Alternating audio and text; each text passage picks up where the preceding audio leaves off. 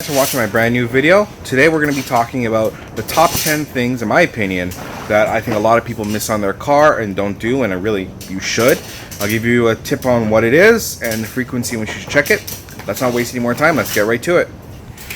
This is a simple thing that a lot of people don't do, simply because I think the concept of the engine not being a mechanic scares people, but you should still do it. And it's really just a matter of looking over the engine, studying it, knowing where everything is. That's things like checking where your fluids are, checking your fuse box and where your battery is and how accessible it is. You never know if one day you need to fix this. You may want to try it on your own.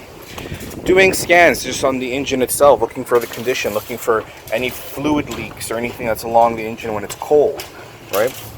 These are something you should do maybe once or twice a year, and it's just getting to know the engine itself and doing spot checks on it. This is something you should probably do at least once a month, and that's once you've identified where your fluids are: washer fluid, coolant, power steering, brake, transmission, engine oil, etc. Then it's just a matter of keeping an eye on it, right? You want to be checking and topping up as needed, and it also gives you an insight onto what could be happening in your car. So for example, if you happen to check your coolant, which is right over there, and of course the rad over here, and you check in March it's fine, you check in April it's fine, you check in May it's really low, well then that's an indication that there may be something going on in the engine, and maybe a chance for you to look into it before it becomes a major issue. So just checking your fluids once a month is nothing but benefit, so make sure you're doing that.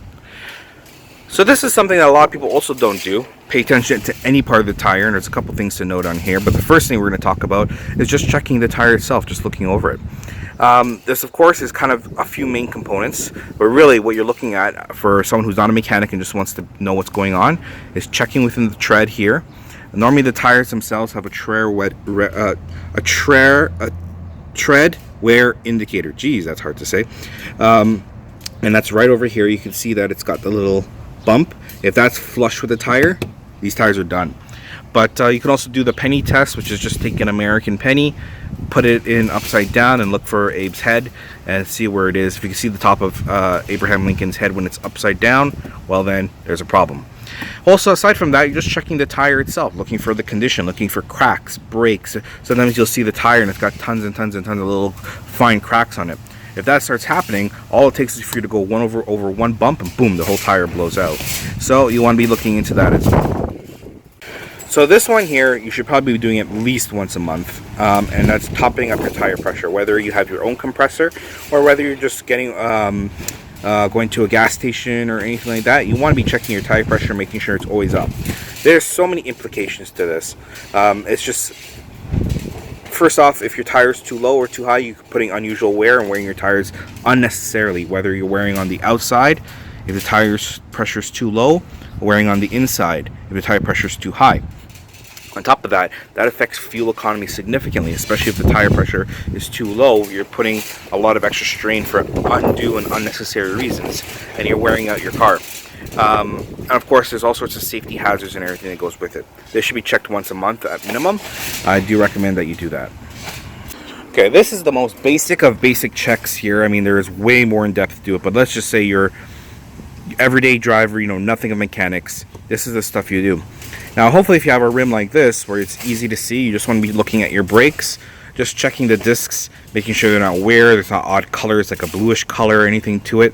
You know, you're trying to take a look at the pads and see how they wear down. Of course, some cars don't have the ability to see the rotors and the pads directly. If you are very good at it, you could take off the wheel, but more of this video is not focusing on that. I'm really just thinking about the day-to-day, everyday stuff. So if you can look at it, take a look at that. Also, little things like checking your suspension in here, checking the springs, making sure they're not cracked or broken, checking these boots to make sure they're not torn, looking at the strut and seeing if there's any fluid buildup or leak or anything like that is a good indication that these need to go. I do think you should do this about twice a year at minimum, once in the morning, once in the spring, once in the fall maybe, just to see if your brakes are good and suspension is good if possible. It's a quick thing, but it can certainly save you money and time and effort. There's really few things that are as crucial as a wiper, but also overlooked so many times. The wiper itself, if you can't see when you're driving, then the hazards that come with that are profound. And so many people just don't pay attention. I've seen so many cars where the rubber is pretty much ripped completely off. This you should be doing twice a year at minimum, checking in spring, checking in the fall before the winter comes, especially if you're in a winter bearing country, and just making sure your wipers are in good condition, just making sure the rubbers are good. If you need to replace it. They're not a very cost intensive thing. So if you, and of course driving, you should know if you're driving and you use the wiper and you're seeing streaks or it's not wiping properly, it's smearing, get it taken care of. It's such a simple thing to do, but so many people don't do it. Check your wipers, get it done. This is something that'd be nice to do if you have two people. Of course, you could do it on your own as well. And I'll explain how I do that on my own. But really what it is just checking your lights. Simple and easy. Checking your headlights, making sure they're working, signals. If you have any special, like this obviously has modified lights, but any regular stock lights or anything like that, making sure they're all work. Doing it for the front and back, doing it for your reverse lights as well. So see here, you do it for your brake lights, check your hazards. It's such a simple thing to do, but a lot of people never do it. I do this once every couple months, just to be sure that everything is working okay. And you should too, really. It's just a matter of taking a look. Now, if you happen to be an only person who can check, you don't have anyone who can help you, my recommendation is wait for a dark day. Wait for night. Wait for night. Bring your car up to a wall, if you're either at your home or even a mall or something. You back the car up, put on the reverse with your feet on and see if the lights bright up. And then, of course, when you're checking your signals, put the car in park, put on your left turn signal, see if it look through the back of the car, see if it blinks, put on your right turn, etc., etc. Do the brakes, same thing for the front. Flick on your high beams, make sure the headlights are both functioning, turn on your signals, make sure they're going. You get the idea, right? So it is very possible to do on your own if you need to do it on your own. I do strongly recommend it because let's face it, it's something that's easily overlooked, but it's a safety hazard, and of course there's legal implications with it as well, right? If you don't do it, you can get a fine, so make sure you get it done. Okay, we're talking about cleaning your car here now. Now, first thing, a lot of people are like, well, you're talking about maintenance stuff, mechanical, why do I need to clean the car? Who cares? You'd be very surprised how much cleaning your car can make such a difference on the car itself. First, on how you feel about your vehicle. And you may be like, feel for my car, it's just a machine. Well, when you get in that machine, it's the pride you take in it that reflects on it, right?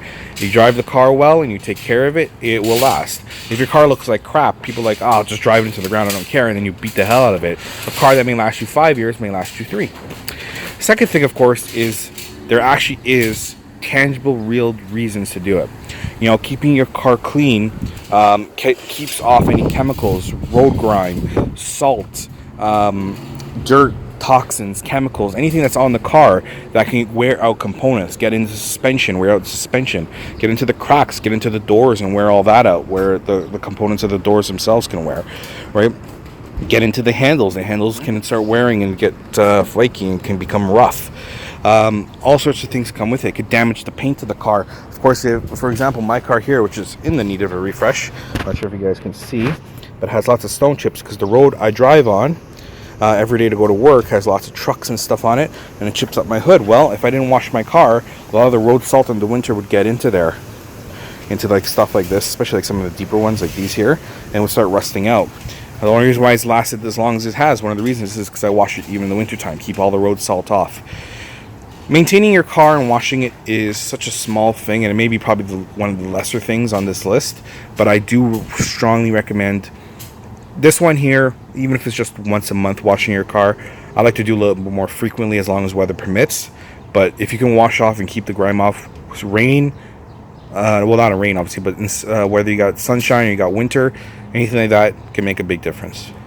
As we're on the topic of cleaning, let's talk about the interior itself. This is the same thing. First off, I'd say maybe once a month or so, depending on how you are. If you've got kids or anything, you may want to do a little more frequently. It's just a matter of keeping the car clean on the inside. I'm not saying anything fancy, just like the outside. I'm not saying to go wash and wax and get all fancy with it. Just give the car a nice wash with some car wash. Even running through a car wash, but even just using some regular car wash soap and a brush and then drying it, that's all you need. And for the interior, same thing. Just, you know, even getting a microfiber and dusting it down, anything like that, you know, you'll help your components. I mean, one thing in particular, of course, is down on here. Now, I know it's a little bit dirty from use and stuff like that. I haven't cleaned it in a few weeks. Like I said, I do drive area where there's lots of stones and stuff that pitch up and so on. But even something like this, if you look for a car of its age, There's no salt, there's no nothing going on here. It's because it's not like salt's never appeared, but I've made sure to clean it.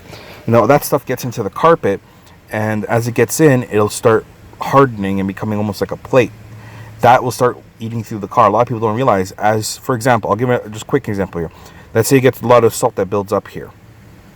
And then as you're, in the summertime even, your feet get wet from rain and stuff, and that goes in the salt. That seeps through the carpet into the body of the car. And what's one of the number one causes of rust on the exterior of the car? Well, of course, that's road salt. What do you think is going to happen on the inside if that seeps through the carpet and gets through more and more? The one thing that people don't realize is that when you have the road salt that happens on the outside of the car, when the summer months hit, you don't really get that road salt anymore. But if that salt is built up around here and your feet are wet and it's constant and soaking through or anything like that happens, then that's going to eat through all year round, all the time. That's going to eat through the inside body of the car. No matter how much they coat it, eventually it will go through. So all these little things here, keeping your car clean, and of course, again, the aesthetics of it. You sit in your car and it's nice and clean, even if it's an old quote-unquote rust bucket.